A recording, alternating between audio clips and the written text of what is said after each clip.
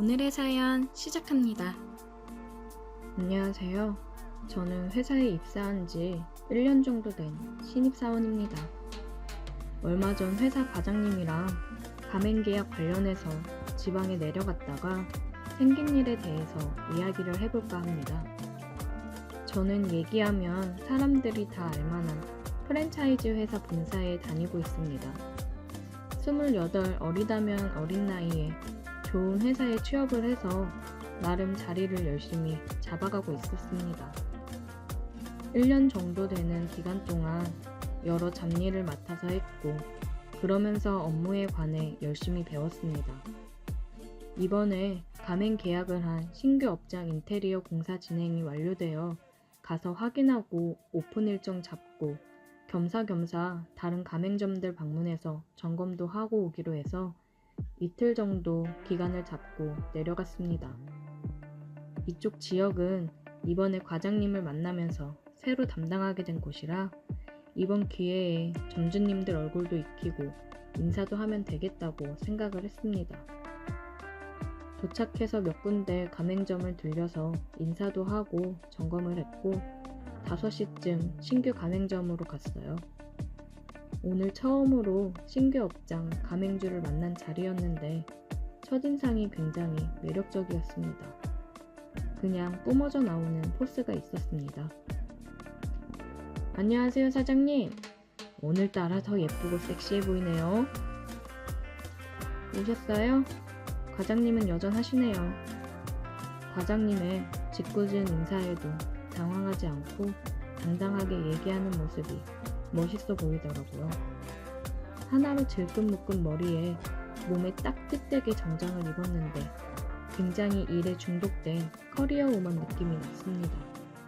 과장님한테 듣기로는 32살이라고 하던데 이른 나이에 자기 가게를 차렸다는 게 멋있더라고요. 오픈 일정은 정하셨어요? 네, 이번 주 금요일로 생각하고 있어요. 그래서 필요 재료들 발주 내일 다 넣으려고요. 정찬아, 네가 잘 체크해라. 네, 알겠습니다. 사장님, 세부사항은 저녁이나 같이 먹으면서 하시죠?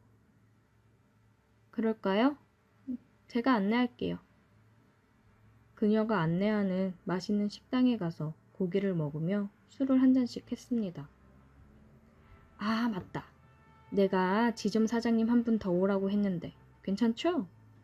거기가 매출이 잘 나와서 사장님도 알아두시면 많은 도움 될 거예요. 네, 그러세요. 과장은 핑계 삼아 자기가 친한 지점 사장이랑 같이 술을 마시고 놀 생각이었던 것 같았어요. 10분 정도 지났을까요? 아까 봤던 사장님 한 분이 오더라고요. 서로 인사를 나눴고 술을 한 잔씩 했습니다. 사장님, 운 좋은 거예요. 내가 맡은 지점들이 다 매출 상위권인 거 알죠? 나만 잘 따라오면 걱정할 게 없어요. 네, 잘 부탁드릴게요. 한참을 술을 마시고 잠깐 화장실에 왔는데 과장님이 따라오더라고요.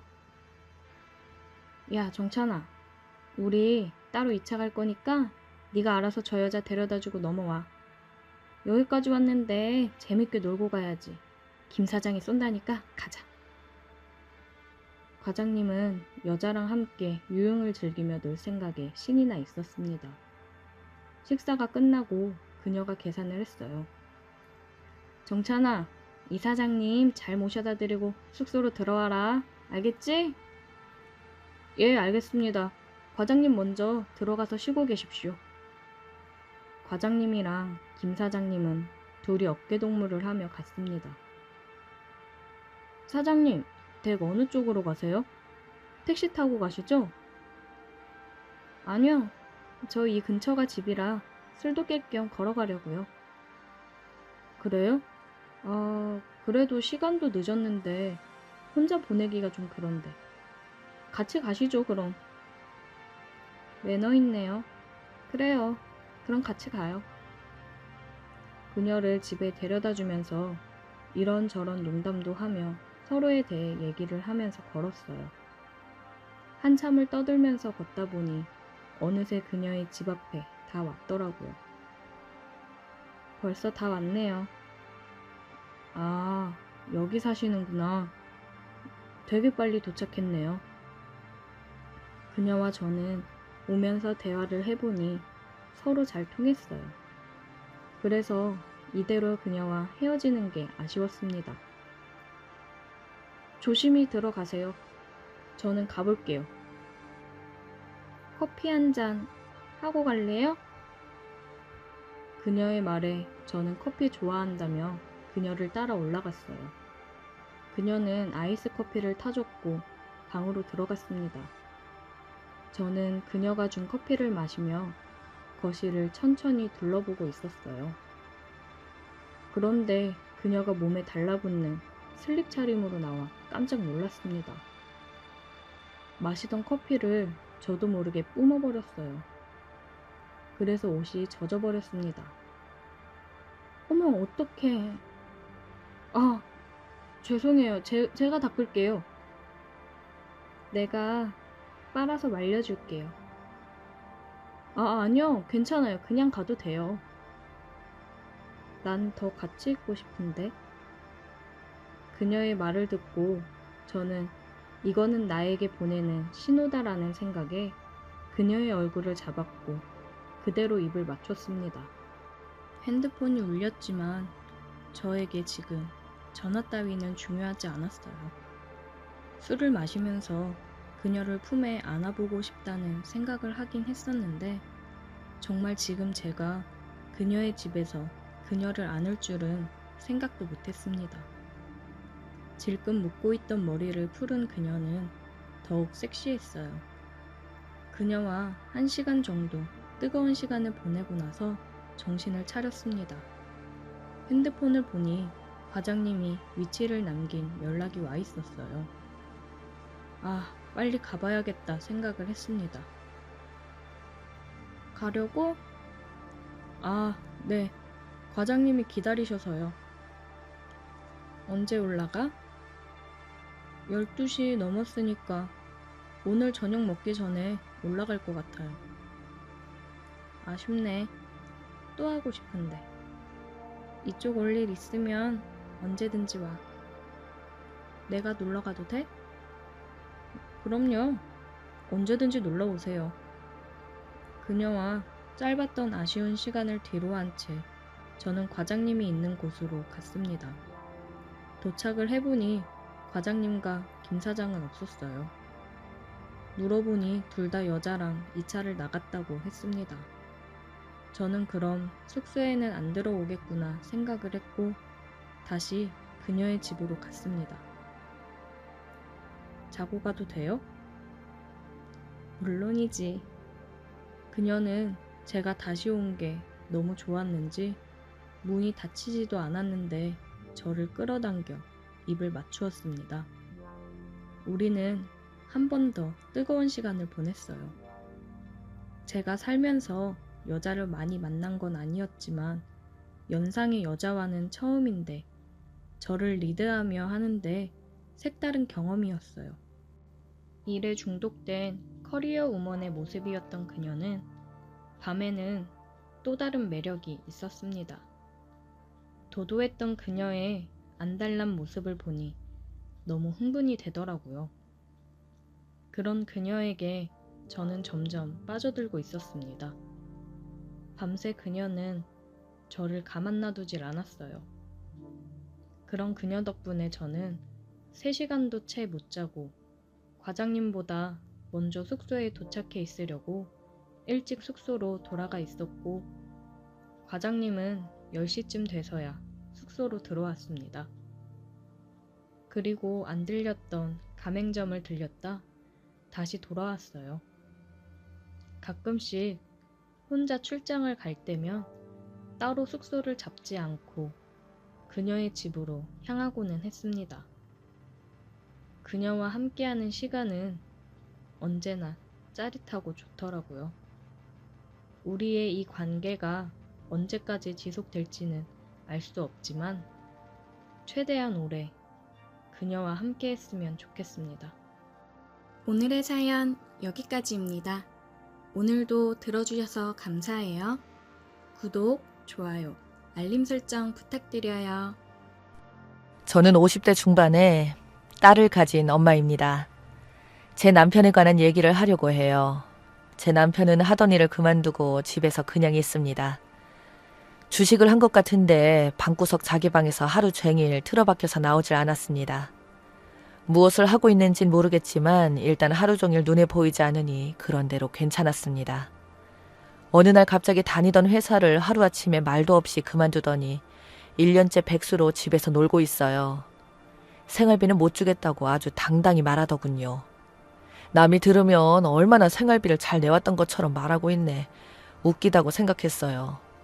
나이 들수록 더 재수없고 모질이가 되어가는데 이런 남편을 폐기 처분하는 곳 있으면 당장이라도 가져다 버리고 싶네요.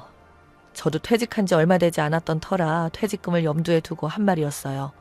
어차피 저도 직장생활 오랫동안 해왔던 거라 남편 생활비 연연하지 않습니다. 생활비 반반으로 나누자고 했지만 생활비를 준 적이 없었어요. 이 핑계 저 핑계 대고 주지 않았었죠.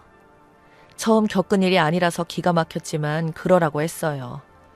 이제 자주 겪다 보니 즐겁기만 했습니다. 원래 또 이렇게 추잡스러운 말을 한 적이 많았기 때문이었죠. 그런데 거기에다가 한마디 더 하더군요. 혹시 앞으로 병원 갈 일이 있어도 절 데리고 가지 않겠다고 했습니다. 뜬금없이 병원 타령이길래 왜 병원에 데려다 주지 않는다고 하냐 물었더니 돈이 없으니 돈 아까워서 아파도 병원비 못 해준다고 하더라고요. 그런데 저는 한 번도 남편 돈으로 병원에 가서 치료받은 적이 없어요. 새삼 그런 말을 할 사람도 없었는데 그런 쓸데없는 말로 사람을 질리게 하네요. 미리 말해주니 만일 몸이 아프거든 제 돈으로 알아서 병원으로 찾아가던지 치료를 하던지 맘대로 하고 자기한테는 눈꼽만큼이라도 말할 생각 말라고 했습니다. 참 말하는 수준하며 생각하는 수준이 나이를 먹어도 변하지 않더군요. 그러면서 본인도 만일 아프면 병원에 가지 않고 산속에 들어가 혼자 요양하던지 하다가 조용히 죽겠다고 했습니다. 남이 들으면 싸우다가 어거지로 하는 소리처럼 들릴지도 모르겠지만 어이없게도 맨정신에 그런 말들을 늘어놓았습니다. 그동안 생활비를 받아 써본 적이 없었어요. 다만 생활비 면목으로 제 신용카드를 결제를 해줬는데 그마저도 못 해주겠다는 말이었죠. 오히려 제가 제 돈을 생활비에 더 많이 쓴 편이에요. 그런데 그렇게 말했던 시점이 제가 퇴직한 지 한 달도 채 안 되었던 때였네요. 사실 막상 일찌감치 퇴직을 하다 보니 여러모로 우울했는데 여행도 다니고 싶었고 못 만났던 친구들을 만나려고 계획도 했었어요. 아마 그런 절 보면서 돈도 못 벌면서 친구들이나 만나고 다니면서 펑펑 돈을 쓸까 봐서 노심초사한 모양이었습니다. 혹여라도 제가 당장 아파서 쓰러지는 날은 어김없이 아까운 자기 돈을 써야 할지도 모르는 불안감에 휩싸여서 미리 말에 못을 박은 것 같습니다. 남편은 늘 그랬어요. 조금은 비정상적인 면이 없지 않아 있어 보였습니다. 그래서 제가 걱정하지 말라고 했어요. 절대로 아파도 병원에 데려다 달라고 하지 않을 테니 걱정 붙들어 매라고 했습니다. 대신에 똑같이 해주겠다고 다짐했어요. 남편이 아프면 절대로 병원에 데리고 가지 않겠으며 병간호는 물론이고 병원비도 대주지 않겠다고 했습니다. 그동안 제 신용카드로 마트 가서 장 본 것이나 겨우 결제를 해주었고 제가 개인적으로 따로 쓴 것은 빼고 계산해서 입금해줬던 사람입니다. 하도 째째하게 결제해 줄 때마다 어찌나 말이 많던지 어떻게 남자로 태어나 저렇게 못났나 싶어서 저런 남자를 만나서 살아온 저를 탓하기도 했습니다. 왜 저런 남자랑 이제껏 살아왔냐고요? 진즉 헤어질 것이지 왜 살았냐고요?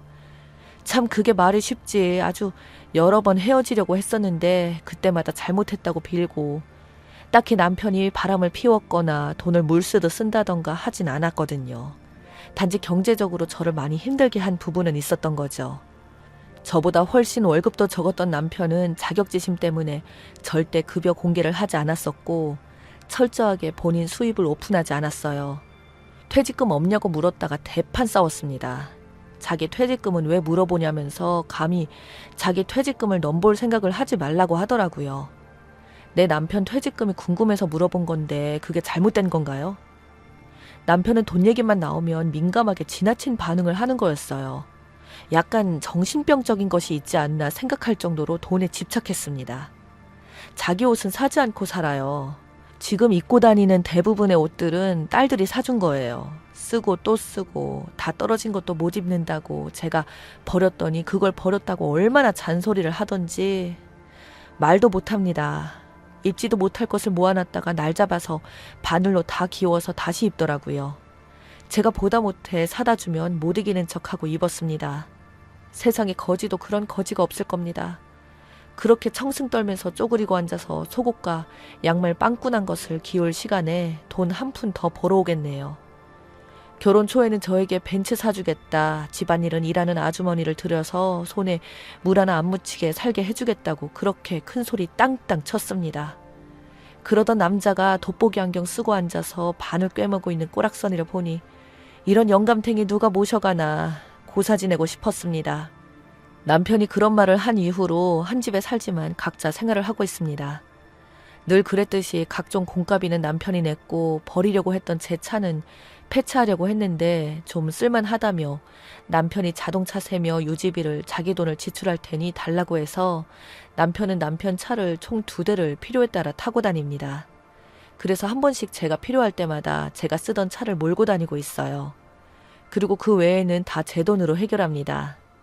몇 푼 되지 않는데 제가 또 새로운 일을 시작하기에는 역부족이었어요. 그렇지만 2 딸들도 직장생활을 하기 때문에 예전처럼 생활비가 많이 들진 않았습니다. 문제는 식비인데 일주일에 한 번씩 마트에서 장을 봤었는데 2주일에 한 번이나 3주일에 한 번 정도 보고 있어요. 생각보다 딸들이 집에서 밥을 거의 먹지 않고 있는 덕분에 소비가 많이 줄었네요. 물론 남편 밥은 안 사줍니다. 자기가 알아서 먹던지 말던지 알아서 하라고 내버려둡니다. 상당히 편해졌고요. 제가 누구를 만나던 말던 간섭을 하지 않아서 정말 좋았죠. 거지 같은 남편이 제가 장을 봐온 라면이나 참치 1캔 그리고 통조림 등을 한 번씩 몰래 훔쳐먹곤 해도 그냥 봐줍니다. 적어도 나는 너랑 다른 부류니까 봐줍니다. 이 모질이야 어쩌다 주말에 딸들하고 고기를 구워 먹을 때 저는 한 집에 있는 남편을 부르지 않았습니다. 딸들이 방구석에 처박혀 있는 남편을 애써 불러주면 예의 바르게도 안 먹는다 해줬습니다. 이제 한 상에서 밥을 함께 먹지 않았습니다. 얼마나 편한지 모르겠어요. 배고프면 주방에 나와서 우리가 먹다 남은 반찬을 쓸어 담고 후다닥 자기 방에 들어가서 후딱 먹고 빈 그릇을 설거지도 하지 않고 개수대에 던져놔도 그 정도는 눈 감아줍니다. 하도 불쌍한 티를 팍팍 내며 한 집에서 왔다 갔다 하니까 딸들이 한 번씩 먹을 것을 사다가 방에 넣어줍니다. 그리고 이런 상황을 이해한다면서도 아빠를 불쌍히 생각하더라고요. 행색이 딱 봐도 거짓골에다 초라하기 그지없어서 딸들의 동정심을 사기에 아주 충분했거든요. 그래서 이제 엄청 딸들이 남편을 챙기는 눈치였어요. 밥도 사다 주고 빵꾸난 양말 신지 말라고 양말도 사다 주고 했습니다. 요즘 80대인 시어머님께서 자주 편찮으셔서 병원 출입이 잦은 관계로 병원비가 꽤 나왔었어요. 거기에다가 건강이 나빠지신 아버님께서 병원 출입을 하시게 되니까 병원비만 해도 상당히 많이 나옵니다. 시누이가 저에게 전화해서 병원비를 똑같이 나눠서 십시일밤 내자고 했어요. 그러자 제가 남편에게 직접 말하라고 했더니 부부는 일심동체인데 왜 따로 말하냐고 했습니다. 그래서 이제껏 한 번도 생활비 받아 써본 적이 없었는데 병원비 낼 돈이 있겠냐. 애들 아빠한테 직접 말해서 병원비 받으라고 했습니다. 그리고는 앞으로 돈 얘기는 없다고 하려고 했습니다. 시누이는 그동안 남편이 생활비 한 번도 주지 않고 공짜로 살아온 걸 눈치챘으면서도 모르는 척하면서 저한테서 병원비를 뜯어낼 생각을 했던 거였어요. 그래서 말 나온 김에 확실히 하고 싶어서 남편이 내가 퇴직한 뒤론 단 한 푼도 생활비를 지원하지 않는다고 했습니다. 남편한테 했던 말을 그대로 해줬습니다. 혹시라도 애들 아빠가 병원에 갈 일이 있더라도 병원비며 병간호를 일절하지 않을 거라고 했습니다. 시누이는 절대 믿지 못할 말들이라고 하더군요. 그러건 말건 사실이니 끊어달라고 했는데 퇴직했으니 돈이 없으면 시어머니와 아버님이 2분 다 병원에 입원해 계시니 돌아가며 병간호 하자고 했어요. 그래서 내 말에 토를 달지 말라고 했습니다. 남편이 먼저 병간호든 병원 출입이든 지간에 하지 않겠다고 선언했고 거기에 동의했으니 시부모라 한들 마찬가지라고 했습니다. 놀고 자빠져 있는 아들 놔두고 왜 며느리인 내가 병간호를 하냐고 했어요. 저는 생활비 벌러 다녀야 해서 바쁘다고 하고 전화 끊었습니다. 오랫동안 무능한 남편 때문에 생활비 한번 제대로 받아보지 못한 것을 다 알고 있었으면서 모른 척하는 시누이가 정말 웃겼는데, 다른 일로는 남편에게 하루가 멀다 하고 전화하면서 유독 병원비 얘기나 병간호를 옳게 하다니 정말 얄미웠습니다. 저는 시부모님의 병문안은 가야 하니 주말에 간 건 말고는 병원에 일절 가지 않았습니다. 시부모님이 두 분 다 입원해 계셨기 때문에 병간호가 벅차다면서 남편은 자기가 저에게 했던 말이 있어서인지 자기 부모님의 병간호를 부탁하지 않았었어요. 그런데 양쪽 부모님을 병간호하기엔 시누이와 남편이 너무 힘이 들기도 했고, 시누이가 힘들다면서 우는 소리 하면서 올케가 와서 도와줘야 하는 것 아니냐며 난리를 치는 바람에 하는 수 없이 저에게 도움을 요청했습니다. 남편은 자기 맘대로 자기가 했던 말을 철회하려 한다고 했어요. 저는 한 번 간 버스는 다시는 붙잡을 수 없는 거라며 단번에 거절했죠. 제가 미쳤습니까? 누구 좋으라고 제가 받아줍니까? 좀팽이 같은 남편이 그에 상응하는 반대 급부도 없이 철회한다고요. 혼자서 북치고 장구치고 다 하더군요. 시누이와 남편은 두 부모님 병간호 때문에 죽을 둥 살 둥 한 것 같았습니다. 남편 덕분에 저는 마음 편하게 병간호 하지 않고 지낼 수 있었어요. 시어머님은 점차 회복해가는 것 같았으나 아버님은 점점 나빠지셨는데, 그 일련의 과정을 지켜봤던 남편은 겁이 덜컥 난 모양이더라고요. 병간호의 중요성을 깨달은 것 같았어요. 그때서야 생각 없이 내뱉었던 말을 후회하는 듯 했어요. 하지만 이미 늦은 뒤였습니다. 남편은 아버님을 하늘나라로 보내드린 후 계속해서 소화가 안 된다면서 금식도 하고 머리가 아프다며 드러눕기 일쑤였어요. 두 딸들이 걱정하면서 병원을 가자고 했는데도 소화제만 먹고 버티더군요. 한 집에 살면서도 아프다고 하니까 걱정이 조금 되긴 했지만 별 도리가 없었습니다. 내버려뒀어요. 그랬는데 어느 날 안 되겠는지 병원에 혼자 다녀온 모양이었습니다. 신우한테서 갑자기 전화가 왔어요. 남편이 암이라면서 이미 진행이 많이 돼서 큰 병원으로 가서 수술을 받아야 한다고 했습니다. 아마도 직접 말 못하고 신우를 통해서 전한 것 같아 보였습니다. 신우가 울면서 전화로 구구절절하게 말하는데 슬프게도 들렸어요. 오래 못 살 것 같다고요. 그러니 올케가 오빠 데리고 병원을 다녀오라고요. 내가 미쳤니? 가고 싶으면 혼자 가래라 하고 생각했습니다. 그래서 제가 그랬어요. 병에 걸리면 산속에 가서 몸보신 하다가 혼자 조용히 죽는다고 했으니까 병원에 안 갈 거라고 했습니다. 신우가 통사정을 하더군요. 나보고 어쩌라는 건지. 남편한테 먼저 물어보라고 했더니 살고 싶다고 수술 받으러 간다고 했습니다. 저는 그러던지 말던지 알아서 하라고 했어요. 한 집에서 얼굴 마주쳐도 모른 척 했습니다. 동정심을 유발하려고 갖은 불쌍한 표정 다 지었지만 저에겐 어림도 없었죠. 안 되겠는지 저에게 암 진단을 받았다면서 자기가 했던 말을 후회한다면서 자기 병간호로 부탁했습니다. 아쉬울 때만 손을 내미는 남편, 정남이 떨어집니다. 남편이 암 진단을 받았다면서 세상 하늘이 무너진 듯이 말하더군요. 그래서 제가 말했습니다. 참 안 됐는데 산속에 들어가서 조용히 죽을 용기는 안 나나 보네. 병원에 가서 수술 잘하고 살아서 돌아오면 그때 가서 다시 생각해 볼게. 저는 끝까지 남편 병간호를 하지 않았습니다. 신우이는 남편에게 저 지독하다고 하더군요. 그래서 제가 다시 말했습니다. 지독하게 말한 건 너희였던 거 잊지 마. 난 네가 했던 말에 동의했는데 무슨 불만이야. 어이없네. 라고 했습니다. 남편이 아무리 아파 죽던지 말던지 자기 알아서 할 소관이네요. 함부로 말을 짓거리더니 자기 발등을 찍는 게 되었습니다.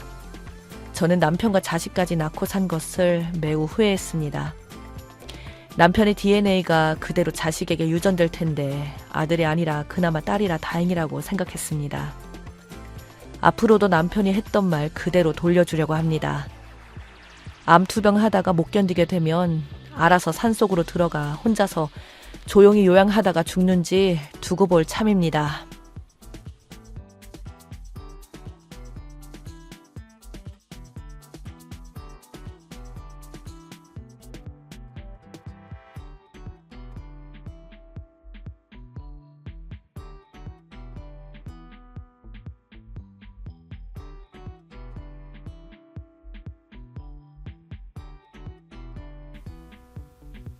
안녕하세요. 저는 모 대기업에 종사하고 있는 30대 후반 남성입니다. 어릴 때부터 부모님의 아낌없는 지원 덕분에 좋은 교육에 좋은 학교까지 졸업하여 평탄하게 안정적인 직장까지 자리 잡게 되었어요. 그런데 여자 때문에 제 인생이 이렇게 될 줄은 몰랐네요. 아내와 만나게 된 계기는 제가 다니고 있는 회사 근처에 있는 커피숍에서 시작되었습니다. 점심시간마다 그 커피숍에서 커피를 사서 잠깐의 휴식 시간을 가졌어요. 같이 다니는 동료가 일하고 있는 카페 직원이 너무 예쁘고 순하게 생겼다고 그 카페 직원을 보러 가자고 자꾸 재촉하고 그랬어요. 동료 때문에 그 카페에 자주 간 것도 있고 계속 그 카페 직원 이야기를 하니 저도 한두 번 눈길이 가더라고요. 저희가 모여서 힐끔힐끔 쳐다보며 그 카페 직원 이야기를 하니 그 카페 직원도 어렴풋이 눈치를 챘겠죠. 그렇게 동료들과 점심시간마다 그 카페 직원 이야기를 하니 없던 호감도 생기더라고요. 제 동료들은 그냥 눈요깃거리로 좋아하는 것 같았는데 시간이 흐르고 그 카페 직원을 자주 볼수록 머릿속에서 아른거리고 점심시간마다 기다려지더라고요. 그러다가 하루는 저녁에 퇴근하고 그 카페에서 간단한 샌드위치를 포장해 가려고 하는데 그 카페 직원이 웬일로 사장과 함께 있지 않고 혼자 있더라고요. 아마도 저녁 시간에는 한가하니 혼자서 일하나 보더군요. 늘 저는 점심에 가니까요. 아무튼 주문을 하고 샌드위치 포장을 기다리는데 카페에는 아무도 없었고 저는 홀린 듯이 그 카페 직원에게 번호를 물어봤습니다. 처음에는 카페 직원이 당황하면서 안 된다고 하다가 제가 부담 주지 않을 테니 명함 받으라고 하니까 알겠다고 하고 한 일주일이 지나자 문자가 와서 그렇게 썸을 타고 연애를 시작했어요. 근데 그것이 제 인생 최악의 실수였습니다. 우연의 일치인지 아내와 저희 집에 걸어서 20분, 차로는 거의 5분, 8분 거리였습니다. 퇴근하고 카페에서 기다렸다가 아내를 집까지 차로 데려다주고 그렇게 서로에게 맞춰주며 알콩달콩한 연애를 했어요. 저는 아무래도 모아놓은 돈과 부모님이 지원해주신 덕분에 동네 아파트에서 전세로 살고 있었고요. 아내는 동네 신학대학교 뒤에 있는 대학생들이 이용하는 자취방에서 자취를 하고 있었어요. 마음이 쓰이고 아무래도 경제력이 저보다 부족한 아내를 위해 반찬도 사주고 생필품도 사다주고 장도 봐주고 했는데 어느 날 장을 보고 집에 가는 길에 아내가 할 말이 있다면서 아내가 아이를 가졌다고 하는 겁니다. 너무 황당했죠. 갑자기 임신이라니 얼떨떨했지만 제 아이라고 하니까 제가 책임져야겠다는 생각이 강하게 들었고 걱정하지 말라는 말과 함께 저희 부모님에게도 말씀드리고 아내의 부모님에게도 찾아가서 무릎 꿇고 책임지겠다고 하니 그렇게 결혼 준비가 시작되었습니다. 사실 그 과정에서 저희 부모님은 굉장히 아내를 못마땅해 했고요. 열심히 키운 아들이 갑자기 웬 카페 아르바이트생에게 장가를 간다고 하면 당연히 황당해 하실 것은 당연했죠. 아내 부모님은 처음에는 화를 내시다가 제가 이 정도로 돈을 모았고 여태까지 살아온 사연과 배경들을 말하고 책임질 자신이 있다고 하니 저를 받아들여 주셨고요. 아내의 배가 더 불러오기 전에 결혼을 해야겠다는 생각에 신혼집은 아내가 저희 집으로 들어오는 것으로 하고 결혼식도 가장 빠른 날짜로 해서 제가 나온 학교 동문회가 하는 결혼식장에서 진행하는 것으로 했습니다. 갑자기 생긴 아이 때문에 제가 아내한테 정식으로 프로포즈도 못하고 그렇게 결혼식이 진행될까봐 서둘러 프로포즈를 준비했고요. 인터넷으로 펄이 박힌 예쁜 풍선들과 하트 모양을 만들 향초 수십 개와 바닥에 뿌릴 장미꽃 잎들 그리고 창문에 걸 현수막을 준비하고 예쁘게 적어내린 손편지와 반지를 준비하였습니다. 주말에 아내가 배드민턴을 치러 간 사이 아내 집에 들어가서 준비를 하고 아내가 올 때까지 집에 숨어 있다가 깜짝 이벤트로 놀래켜 주려고 했습니다. 저는 아내에게 일요일에 대학교 동창들을 만난다고 거짓말을 하고 저녁에 만나서 데이트하자고 말했습니다. 마침 아내도 그날 동호회 사람들이랑 만나 사람들과 저녁 늦게까지 새 식구 축하 모임이 있다고 하기에 잘 됐다고 생각했죠. 제가 파티를 준비할 시간을 벌은 거니까요. 그렇게 일요일이 되고 아내 모임이 끝날 시간쯤에 짐을 바리바리 싸고 아내 집으로 향했습니다. 30개짜리 풍선을 불 수 있는 헬륨통까지 들다 보니 등이며 팔이며 너무 아프더라고요. 엘리베이터도 없어서 더 힘들었어요. 그렇게 힘들게 아내 집에 도착한 후 비밀번호를 누르고 들어갔습니다. 들어가자마자 저는 충격에 손에 든 짐을 전부 던져버렸습니다. 일단 신발장에 어떤 남자의 구두가 있었고요. 그리고 남녀의 대화 소리가 들렸는데 뱃속에 있는 우리 아기 잘 크고 있지? 이런 대화를 듣고 말았습니다. 임신해서 저와 결혼하겠다고 한 아내 뱃속에 있는 아이는 제 아이가 아니었던 거죠. 제가 짐을 바닥에 크게 내려놓자 아내가 깜짝 놀라서 오빠야? 뭐야? 하는 소리로 달려왔습니다. 아내는 바지를 입고 황급하게 담요 같은 것만 걸치고 나오더라고요. 거실을 보니까 과자 더미에 소주에 맥주에 치킨 먹다 남은 거에 아주 꼴이 가관이더라고요. 너 모임 가서 늦게 온다고 하지 않았어? 근데 이거 누구랑 먹은 거고 이 신발은 뭔데? 라고 소리쳤죠. 아내는 나가서 이야기하자고 했지만 저는 듣지도 않고 곧바로 아내의 방으로 갔습니다. 들어가지 마. 제발 들어가지 마. 라며 아내가 귀를 쓰고 막더라고요. 그 사이 그 아내는 문을 잠근 건지 안 열리더라고요. 화가 나서 헬륨가스통을 들고 와 그 문고리를 쳐내렸습니다. 발로 차고 몸으로 밀었더니 문이 열리더라고요. 낯선 남자가 방에서 나왔습니다. 어이가 없어서 얼굴을 보니 일요일마다 아내가 다니던 그 배드민턴 동호회를 다니던 30대 남자였고 아내가 있는 동호회 모임장이라고 해서 제가 몇 번 본 얼굴이었고요. 당신 지금 뭐 하는 짓이야? 라고 고래고래 소리 지르고 그 남자는 오해라고 아내가 본인 집에 놀러 오라고 해서 그냥 같이 집에서 이야기하고 집 구경하는 그런 마음으로 온 거지 수상한 짓은 하지도 않았다며 발뺌을 하더라고요. 그래서 제가 말했습니다. 그럼 저 책상 위에 있는 저건 뭔데? 장난해? 저거 보고도 안 했다고? 지금 당신 벨트가 풀어져 있는데? 우리 집에 와서 뭐 하는 짓이야? 라고 말하니 그놈의 횡설수설 어쩌고 저쩌고 하는데 참을 수가 없어서 그냥 그놈을 갈겨버렸습니다. 뚫린 입이라고 말로만 하니 제가 만만해 보였겠죠. 그걸 시작으로 아내는 저를 말리고 울고불고 그놈은 자존심은 있는지 저를 때리려고 발악을 하는데 참 어이가 없어서 쌍방으로 나가자 하고 몇 대 맞아줬습니다. 덩치도 작은 놈이 꼴에 자존심에 버티더라고요. 한참을 그렇게 난리치다가 그냥 꺼지라고 내 눈앞에서 꺼지라고 네가 다니는 동호회에도 이 사실을 말할 테니 꺼지라고 하고 밀쳐 내보냈습니다. 옆에서 울고불고 발악하던 아내한테 제가 준비해온 현수막과 양초들을 싹 다 집어서 던져버렸습니다. 너 지금 임신한 아이도 내 아이 아니지? 어쩐지 이상하다 했어. 너 나한테 붙어서 인생 좀 펴보려고 했니? 상대 잘못 골랐어. 한참 잘못 골랐어.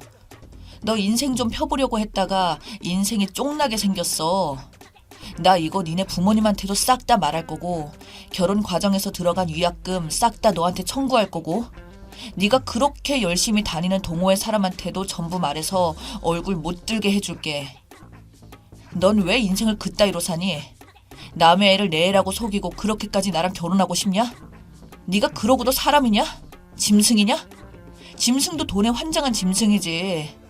하긴 너 같은 애는 그렇게라도 해서 인생 역전하고 싶었겠지. 어쩌냐 근데 네 실체를 들통나버려서.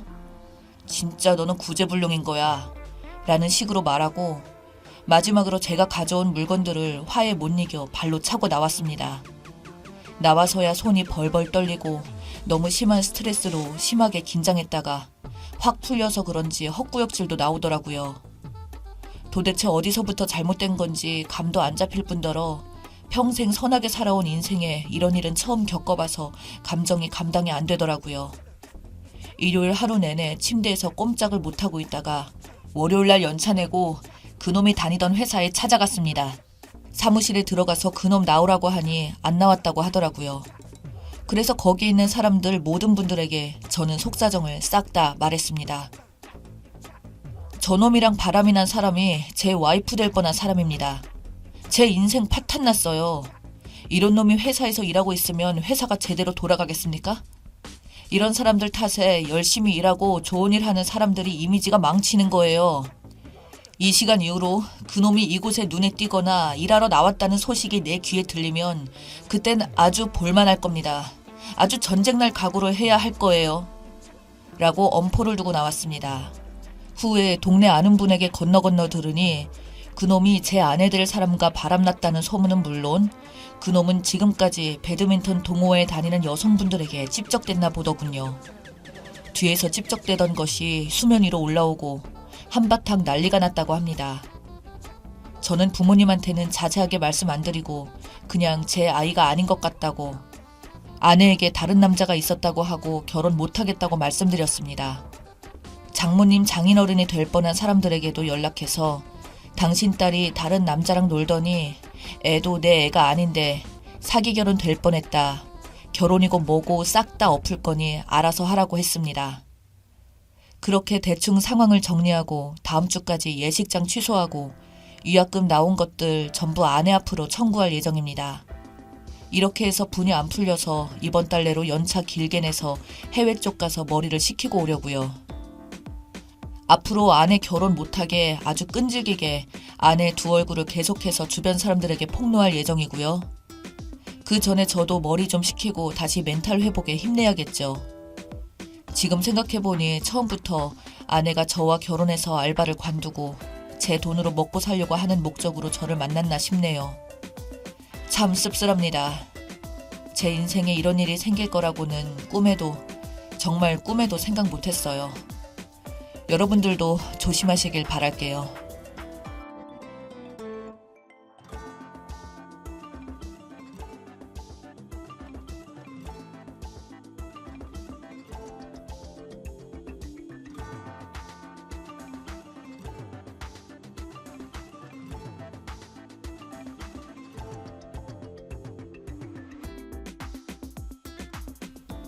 안녕하세요.